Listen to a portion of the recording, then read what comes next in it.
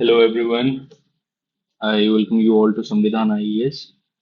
तो जैसे कि आपने थंबनेल में देखा होगा, हम आज डिस्कस करने वाले हैं द स्ट्रेटजी फॉर इकोनॉमिक्स।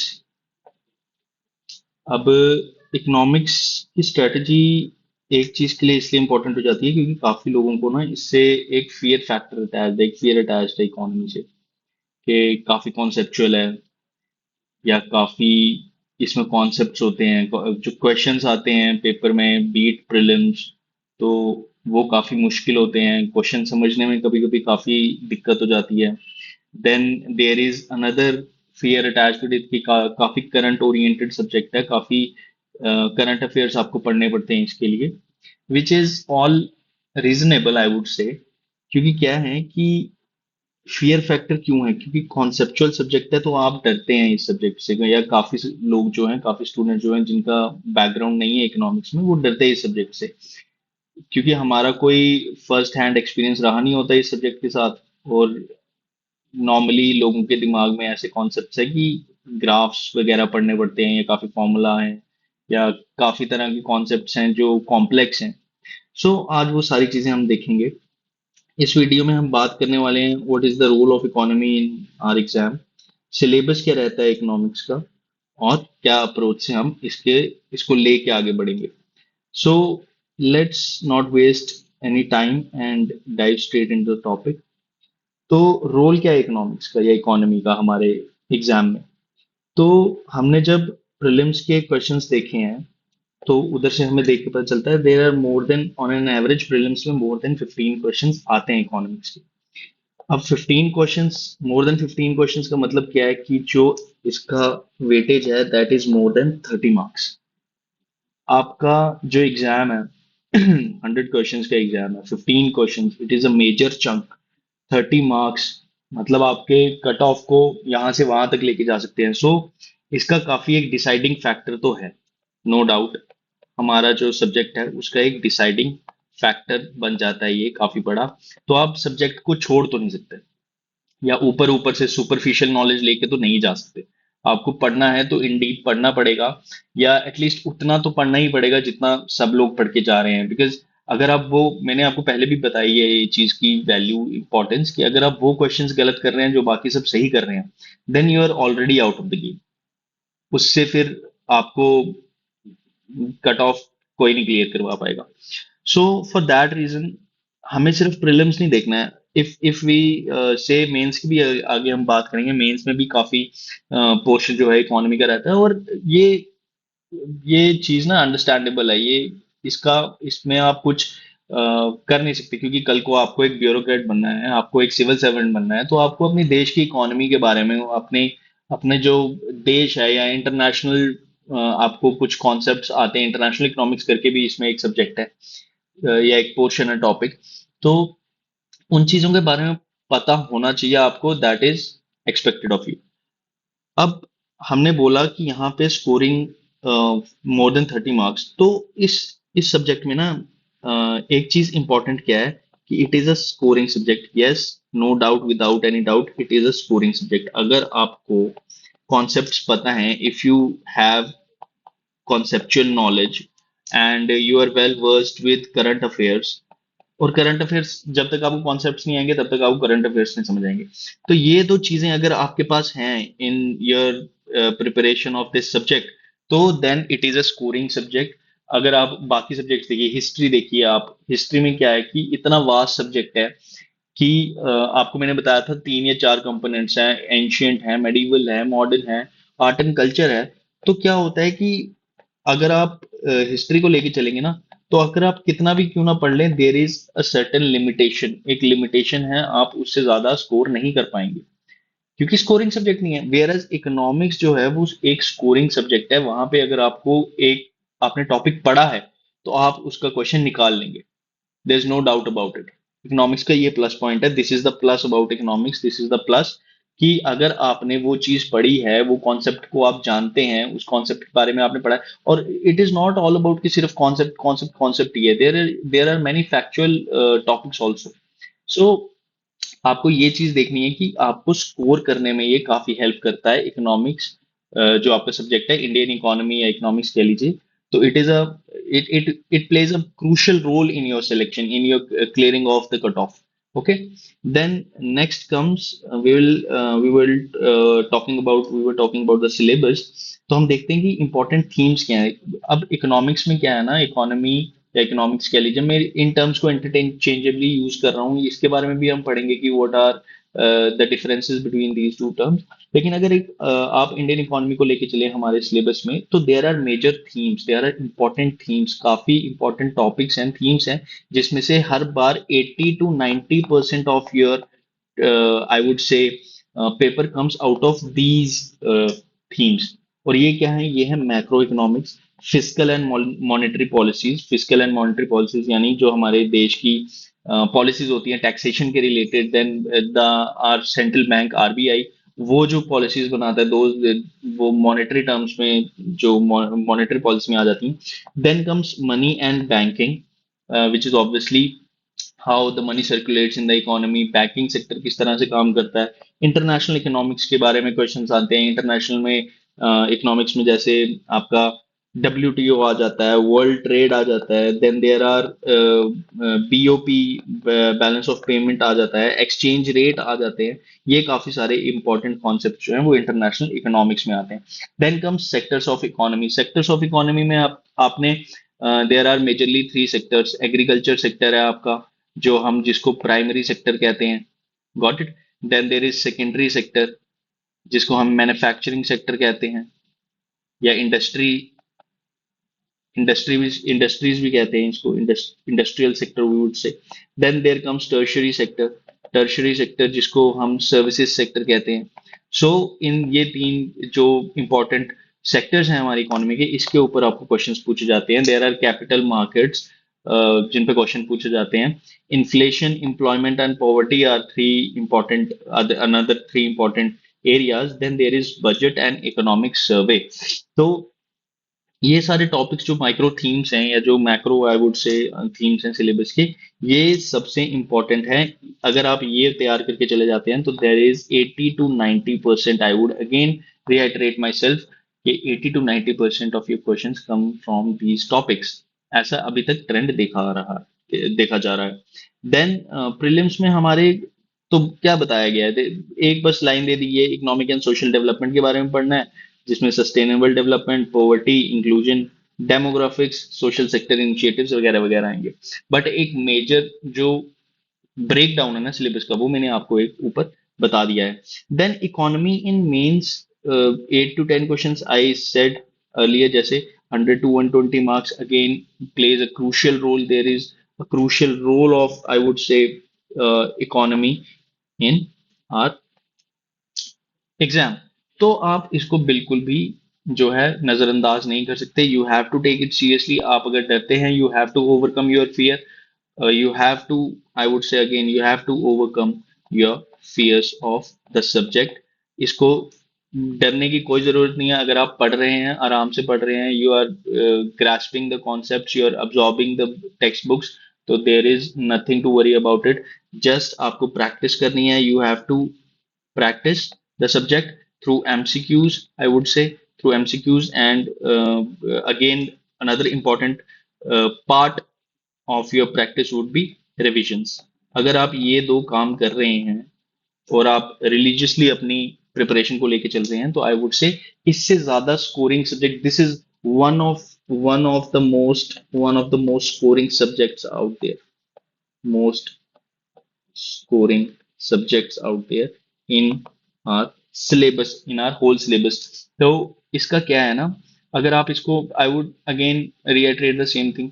तो अगर आप इसको अच्छे से एक बार कर लेंगे, और ऐसा भी नहीं है कि आपको बहुत टाइम लगता है इसको करने में. मैंने जैसे आपने थंबनेल में पढ़ लिया होगा, we are in need of just 2 weeks. कुछ लोग तो जिन्होंने जिनका बैकग्राउंड रहता है, वो तो 10 दिन में भी इसको कंप्लीट कर लेते हैं. तो 2 weeks में ये कोई ऐसी हवा में बात नहीं कर रहा हूँ. आई वुड से एक, अगर आप टेक्निकलिटी के साथ चलते हैं, अगर आप एक अप्रोच आपकी सही है, तो आपको 2 week से ज्यादा नहीं लगते हैं. अगर काफी बार है ना कि मैं बताता हूँ क्यों ज्यादा टाइम लग जाता है, क्योंकि ना there is a plethora of resources. Resources बहुत हैं, और एक बात तो ये है कि रिसोर्स, हमने किस रिसोर्स की तरफ जाना है वो भी नहीं पता है. और रिसोर्सेज भी बहुत है। And at the same time there is no single resource. जैसे हम पॉलिटी में एक लक्ष्मीकांत को लेके चलते हैं तो सारे ही उसको बाइबल मानते हैं पॉलिटी का, तो उसको लेके चलते हैं, बट इकोनॉमी में ऐसा नहीं है। तो इकोनॉमी में अप्रोच क्या रहनी चाहिए? अप्रोच ये रहनी चाहिए कि आपको कॉन्सेप्ट और स्टैटिक या फिर जो सब्जेक्ट्स हैं, जो कॉन्सेप्चुअल आपका पोर्शन है, उसको आपको इंपॉर्टेंस देनी है। That is the most important part of your syllabus, no doubt. अब इकोनॉमी एक ऐसा सब्जेक्ट है ना जहाँ जो काफी करंट ओरिएंटेड है, लेकिन आप करंट समझेंगे कैसे जब तक आपके पास स्टैटिक की नॉलेज नहीं होगी?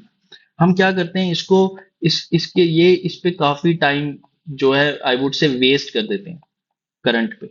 मैंने आपको पिछली भी अपनी स्ट्रैटेजी वीडियो में बताया था कि हम करंट की तरफ इतना दौड़ जाते हैं ना, एक वो जो हमें फियर ऑफ मिसिंग आउट हो जाता है ना, एक फोमो हो जाता है, तो उसकी वजह से हम करंट करंट करंट पढ़ते जाते हैं। हमारे स्टैटिक टॉपिक्स जो है, जो हमारा कॉन्सेप्चुअल पार्ट है, स्टैटिक पार्ट है, वो छूट जाता है, या उसको हम रिवाइज कम कर पाते हैं। तो अगर आप ऐसी गलती नहीं कर रहे हैं, you are giving utmost important to your static and your conceptual part, और उसके साथ आप करंट को अगर लेके चल रहे हैं, करंट को अगर सप्लीमेंट कर रहे हैं, तो उस that is the best approach to take for economy. Then या again the most anticipated part, sources. तो मैंने जैसे आपको बताया, कोई सिंगल रिसोर्स नहीं है हमारे पास। There is no single book जहां से आप कह सकते हैं कि पूरा का पूरा इकोनॉमी आ जाएगा, because it is a current oriented subject, no doubt. तो सोर्सेज क्या हैं? ये 11th क्लास की इकोनॉमी की बुक है, इंडियन इकोनॉमिक डेवलपमेंट, और 12th क्लास की दो हमारे पास एनसीईआरटीज हैं, micro introductory micro and introductory macro economics. उसके बाद हमारे पास काफी रेफरेंस बुक्स आ जाती हैं, जैसे नितिन सिंघानिया सर की हमारे पास इंडियन इकोनॉमी है, विवेक सिंह सर की हमारे पास इंडियन इकोनॉमी है, रमेश सिंह सर की हमारे पास इंडियन इकोनॉमी है, संजीव वर्मा सर की हमारे पास इंडियन इकोनॉमी है, एंड हमारे मृणाल सर जो हैं, उनकी भी हमारे पास जो है काफी एक नोट्स आई वुड से आ जाते हैं, जहां से हम पढ़ सकते हैं। तो देखिए, सोर्सेज तो सारी अच्छी हैं।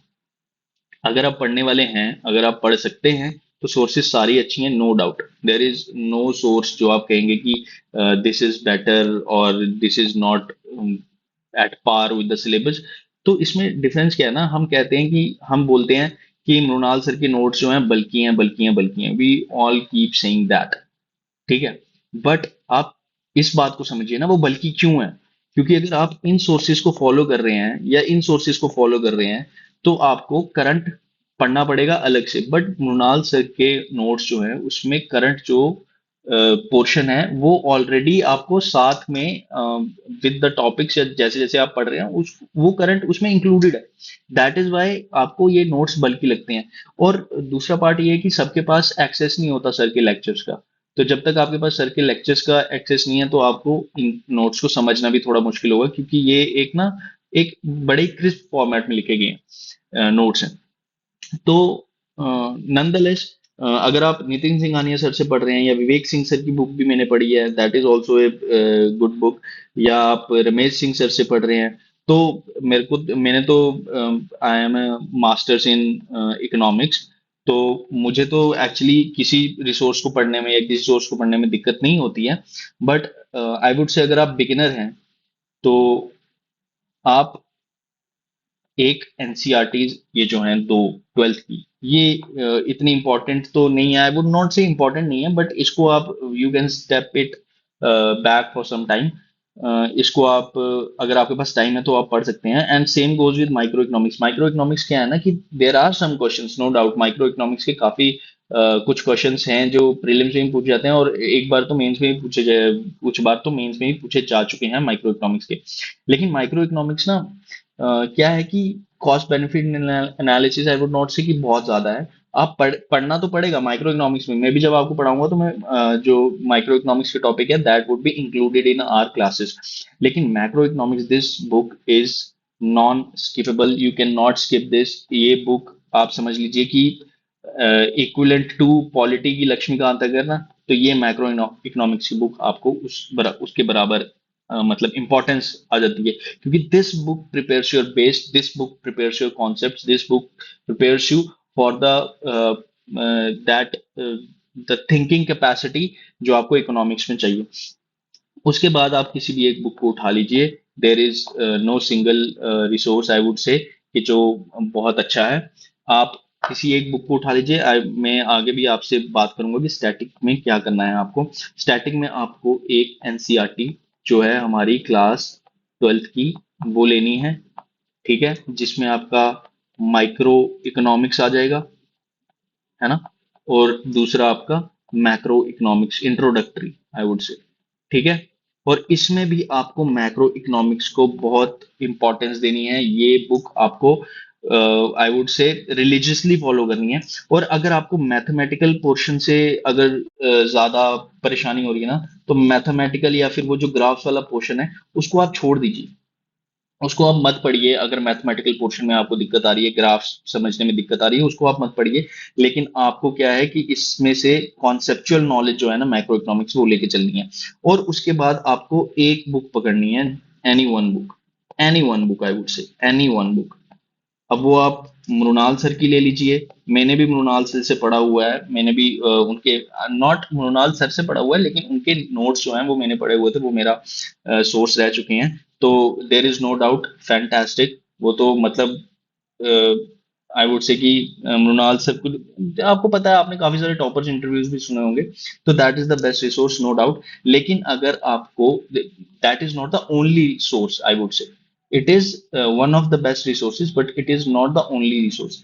अगर आप मृणाल सर के नोट्स से पढ़ रहे हैं तो आप रमेश सर की बुक पढ़ लीजिए, रमेश सिंह सर की। अगर आपको वो लग रही है तो विवेक सर की बुक काफी अच्छी बुक है। ये मैंने अपने काफी फेलो एस्पिरेंट से सुना हुआ है कि विवेक सर की बुक काफी अच्छी है। And then again Sanjeev sir की बुक काफी अच्छी है। संजीव सर की बुक अच्छी क्यों है?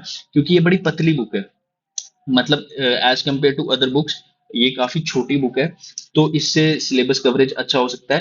मृणाल सर से आप पढ़ते हैं तो वेल एंड गुड, नहीं तो आप किसी बुक से भी पढ़ सकते हैं। देर इज नो डाउट कुछ नहीं छूटेगा आपका आई वुड से। क्यों? क्योंकि आप अगर मृणाल सर के नोट्स पढ़ रहे हैं तो आप करंट नहीं पढ़ना है, लेकिन अगर आप इनके फॉलो कर रहे हैं तो आपको करंट को लेके चलना पड़ेगा। और इसमें कोई दिक्कत नहीं है अगर आपको करंट साथ में पढ़ना है तो।